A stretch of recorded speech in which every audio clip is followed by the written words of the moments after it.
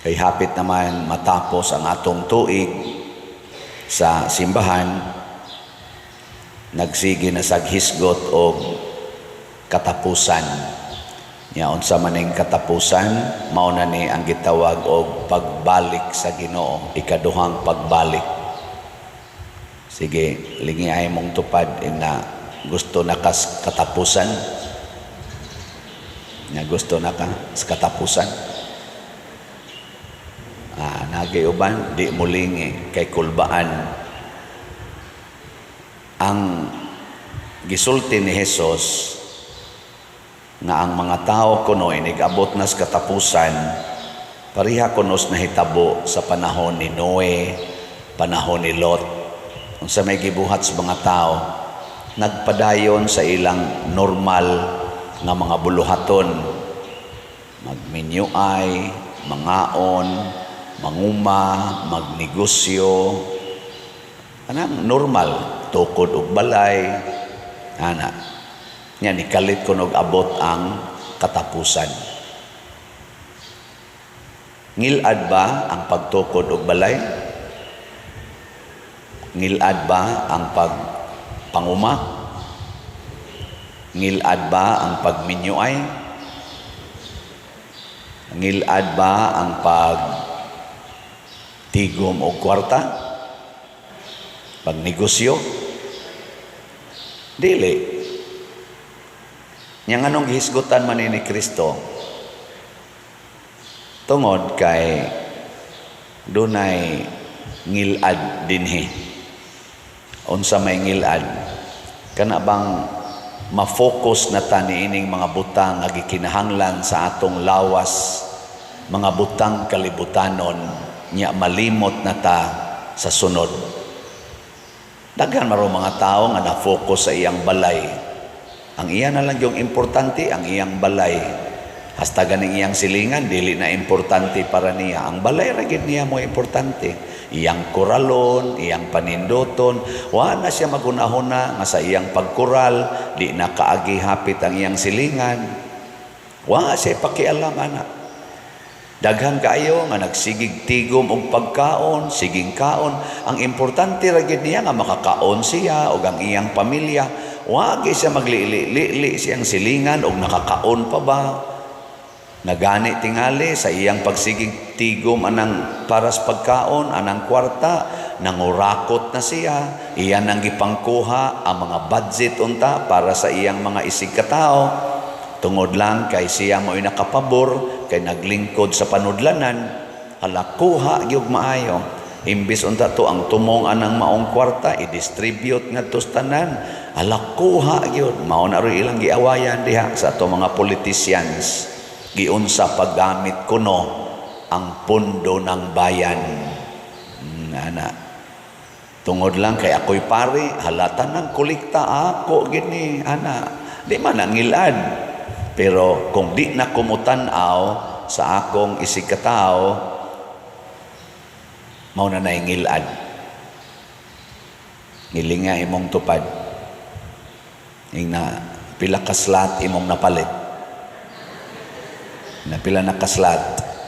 Kapila ka magpalit og slot kada semana.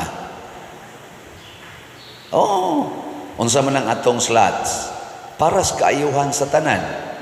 SBF dag, nagtukod tag kumbento para sa parokya, niya napatay bayronon para na sa ato mga contractors nga nagsweldo sad niadtong nagtrabaho diha, gani na human na kasagarang trabaho, nagsweldo, wa pa na sila nato mabayri completely, kay wa pa masad mahurot og kahalin atong SBF dag.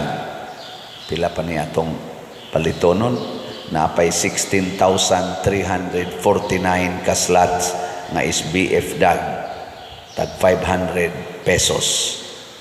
Niya 43,651 ang atong halin.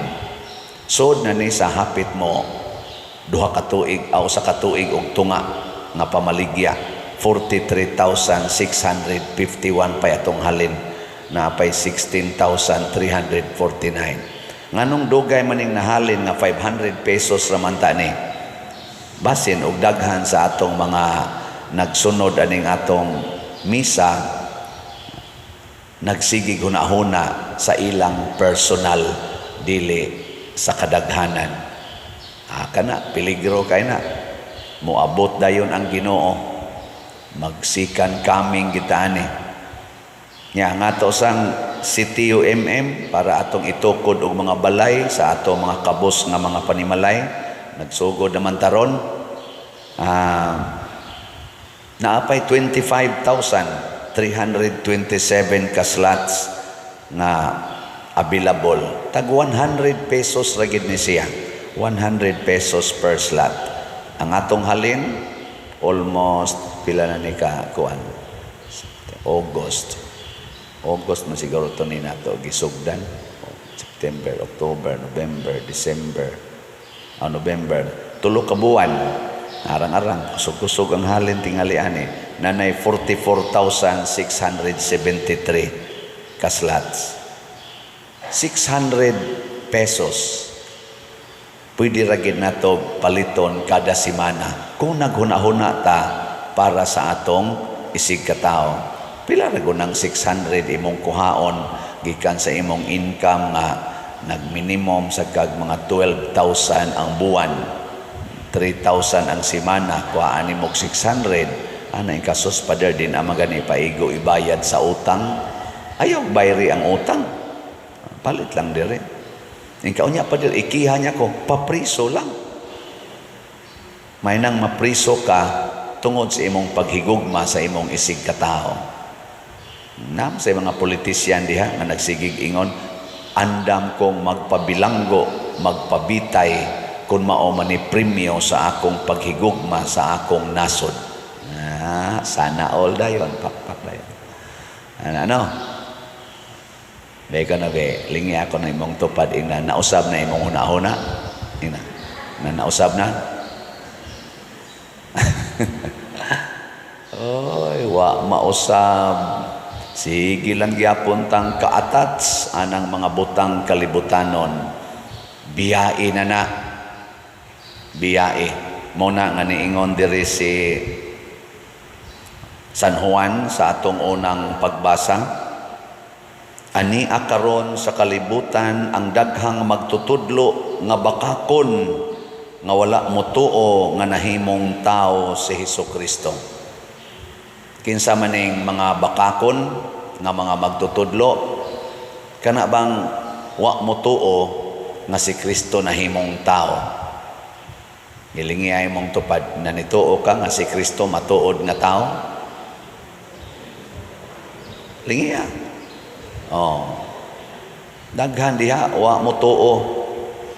Nya kay di man ta motuo nga si Kristo nahimong tao, di sa ta mosunod sa iyang gitudlo. Isip tao, di ta mo sunod. Pag-ingong Kristo ka na lang 8 Beatitudes. Kanang 8 Beatitudes mo manay center sa teaching ni Jesus para atong buhaton kada adlaw. Bulahan kamong mga kabos.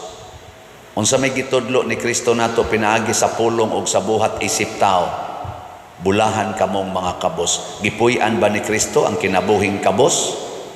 Gipuy-an? Gipuy-an. Gipuy-an ba ni Maria o ni San Jose ang kinabuhing kabos? Gipuy-an. Pwede raman sila magpadato. Ang 5 gani kapan, gihimo man gani ni Kristo nga nakabusog og 5,000 kapin ka mga tao, sobraan pag 12 ka bukag. Pila ra may paghimong Kristo kwarta? O gusto gyud silang magdato? Pero nga naman, bulahan ang mga kabos. Beko na be, lingay mong tupad. Gusto ka, mahimong kabos. Sige. Yaw sa doy, lisod kay na. Unya si Kristo man ka ang atong magtutudlo. Si Kristo man ka ang kamatuoran.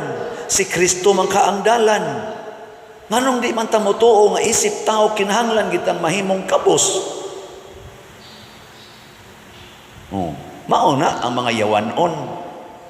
Maunay nahitabo sa atong mga leader sa kalibutan. Maunay nahitabo sa panahon ni Noe, panahon ni Lot. Kay ang gitudlo sa Ginoo pinaagi ni Noe og ni Lot, wa tuhuis mga tao. Dito sila nakafocus sa gitudlo nila nga kaon gyud, negosyo gyud. sige gyud paghimog balay kay mao ginay makanindot sa atong kinabuhi. Dito sila nakafocus ana. Pag abot sa lunop, wa nay balay, wa nay kaon, wa nay kasal, wa na say ginhawa. Ana. Mao na. Ngi, lain na sang lingi sa imong tupad na mamalit na kita na mamalit na kita. Mamalit na kita para sa atong isig katao. Karon umaabot ang Christmas. Karon nga sige naman nagtinukaray nang himo nagita din sa atong mga dekorasyon, hinahinay na sa natong panaod, mga recycle din tao na ato ginang giampingan, atong gi-recycle kay wa na tay kwarta. Nang wa ta mo gasto rog dako. Last year gasto tag mga 2 million sa atong dekorasyon. Di bitayo ato makabot og 2 million dahil ito sa Christmas party mga 600,000. Karon 600 pesos na lang atong gasto, no? Painit na lang sa nagmitay ani kay mga recycled man ni siya. Ngano man ato na lang nang itukod og balay sa ato mga igsuon nga pila na kapaskos ilang kinabuhi, busloton lang yapog balay. Ka mga tapulan maguna sila pader, di na lang tana mo analyze. Tapulan ba na sila, sugarol ba na sila, manuyupay ba na sila, di na lang. Ang ato isip tao unsa may ilang gipuy-an. Do na batay ikapaambit? Naa ba? 100 pesos lang ang atong gikinahanglan, matukuran na nato silag balay. 100 pesos lang. Wa jud kay 100 diha, naawa. Kusga.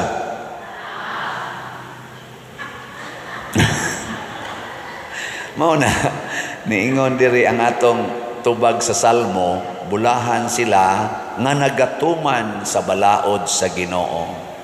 Ang balaod sa Ginoo mga igsoon, dili balaod sa tao. Nindot unta nga ang balaod sa tao musubay sa balaod sa Ginoo. Ug unsa may balaod sa Ginoo, sentro kay niya ang gugma. Ug unsa may gugma, hikalimti ang imong kaugalingon, sigurua ang imong gihigugma. Unsa may statement ana ni Jesus, love your neighbor as yourself. Love your neighbor as yourself. Unsa may kasagaran natong gugma karon, love yourself before your neighbor. And if your neighbor strive to take away what is for yourself, then fight for that. Fight for your right. And if your rights are in conflict, then kill each other. Destroy each other. Mao na naroon hitabo sa atong mga leaders dinis atong nasod. Siging away, gatanaw sa pika side niya, sigig yung atake sa one side niya, di asay pikas nga ilang kontra muhisgot sa pika side.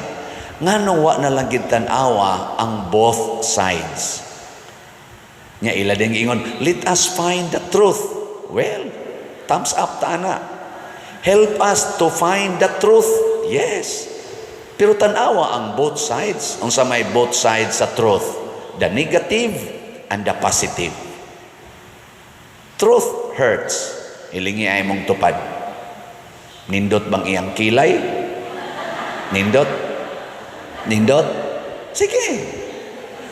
Nindot. Nya, truth ka na. Wa ka na'y gisagol diha nga pintal-pintal. And it hurts nga namakak di ay ka nga imo daing giguba ang kamatuoran og imong gisapawan sa dili tinuod. Sakit. Muna gitawag to waxing the truth. Waxing ba? Utangan nimo wax.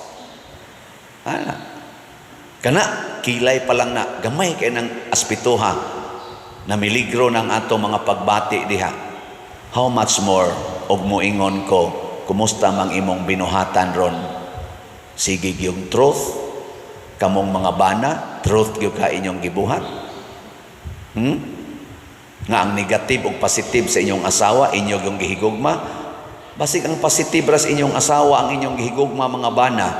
Unya ang negative, imo da yung isalikway, nya ilisan nimo ditong positive sa silingan. Abi kay ang imong asawa, rice terraces naman ang kilid.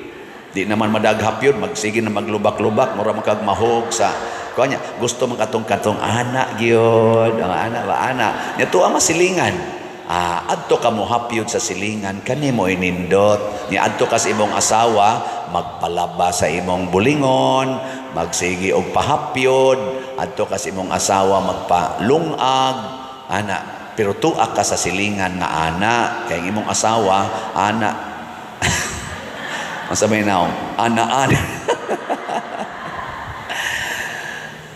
Di na gani kaganahan nga mukupot ang imong asawa sa imong kamot, muhapyod nimo, kay ngano man, kay ang iyang kubal sa kamot, baga na kaayo sa siging panilhig, siging laba, siging limpyo, tuwa na ka magkupot-kupot at mga kamot nga mabasa lag mo kaon.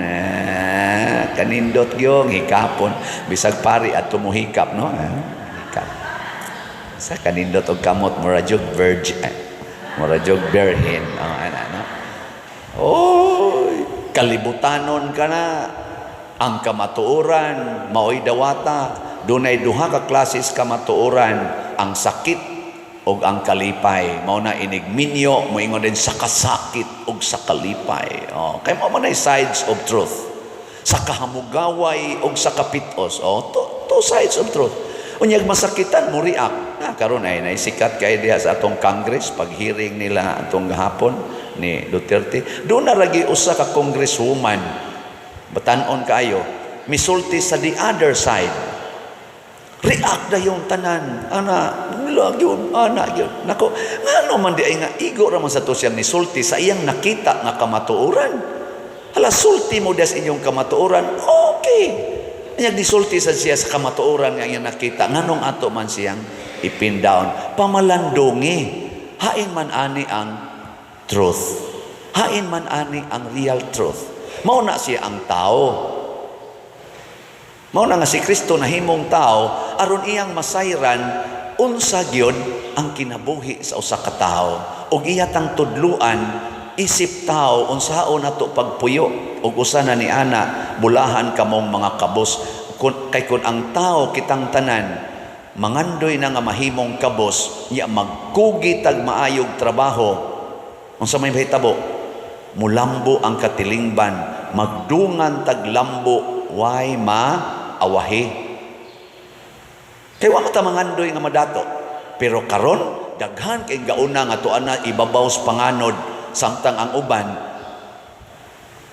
ilawong pasyuta tagaliog pa ang paningkamot nga hapit na gani di nakaginhawa pero ang uban galutaw-lutaw nas panganod sa kadaghan sa ilang bahandi ang uban kub-kub sa yuta nangabot pa gani og 140 meters below the ground aron lang makakwarta wadi ay na no, nakaadto ko gibisita na ko dito. Pader, adi dito 140 feet below the ground. Tuwa ditong ilang opisina. O gipaadto gyud ko dito kay gusto silang magpa-picture nako. Pader, bisag ni ami dinhis ilawom siyuta. Nagsigi gimigtan-aw ang imong misa. Nakuhala no? 140 feet below the ground. Ni apay nagsigig monitor nako. Ako sa simba ko yung tawag di na kurong kabalik nga to iniksaka. Elevator may sakyan nga to ko sus og mukalitir lubong na daan lubong na daan pero naningkamot sila tuwa sila dito aron lang gid in town makakwarta samtang ang uban galingkod sa ilang dako kay bahandi nga bilyon-bilyon na wa gyoy problema. Nganong ingon man anak ka disbalansi ang kalibutan tungod kay wa ta magtuman sa gitudlo ni Kristo bulahan kamong mga kabos. Ndot kay na.